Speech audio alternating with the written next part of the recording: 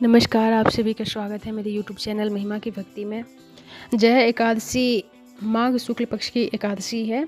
चलिए इस कथा और पूजन विधि जानते हैं। इस दिन भगवान केशव का पुष्प, जल, अक्षत, रोली तथा विशिष्ट सुगंधित पदार्थों से पूजन करके आरती करनी चाहिए। भगवान को भोग लगाए गए प्रसाद को भक्त को स्वयं खाना चाहिए। इस दिन ब्राह्मणों को यथाशक्ति दान देना चाहिए। इस व्रत के करने वाले मनुष्य को भूत, प्रेत, पिशाच आदि निकृष्ट योनियों में जाने का भय नहीं रहता। जय एकादशी कथा इस प्रकार है। एक समय की बात है, इंद्र की सभा में एक गंधर्व गीत गा रहा था, परंतु उसका मन अपनी पत्नी में आसक्त था, अतएव स्वर लय भंग हो रहा था। यह देखकर इंद्र को बड़ा क्रोध आया। इंद्र ने रुष्ट होकर गंधर्व और उसकी पत्नी को पिशाच योनि में जाने का श्राप दे दिया। इंद्र ने क्रोधित होकर कहा, दुष्ट गंधर्व, तू जिसकी याद में मस्त है वह राक्षसी हो जाएगी। यह सुनकर वह बहुत घबराया और इंद्र से क्षमा मांगने लगा।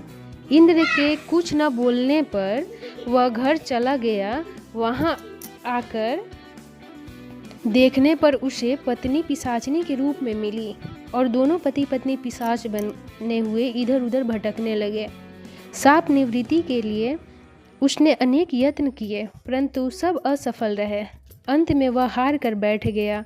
अकस्मात एक दिन ऋषि नारद से उसका साक्षात्कार हो गया। उन्होंने उनके दुख का कारण पूछा। गंधर्व ने सब बातें यथावत बता दी। उसके दुख के बारे में जानकर नारद ने माघ शुक्ल पक्ष की जय एकादशी का व्रत करने को कहा। यह सुनकर गंधर्व बोला, महात्मन, इस पिशाच योनि में रहकर मैं कैसे इस व्रत को कर सकता हूँ। तब ऋषि ने दया व स्वयं जय एकादशी का विधि विधान से व्रत एवं पूजन करके उसका पुण्य उन दोनों गंधर्वों के निमित्त दान कर दिया। इस पुण्य के मिलते ही दोनों अपने पूर्ण स्वरूप में आ गए और उन्होंने ऋषि को कोटिशः धन्यवाद किया। फिर दोनों प्रतिवर्ष नियम पूर्वक जय एकादशी का व्रत करने लगे। एक प्रेम से बोलिए विष्णु भगवान की जय। कथा अच्छी लगी हो तो प्लीज़ लाइक और सब्सक्राइब करें। धन्यवाद।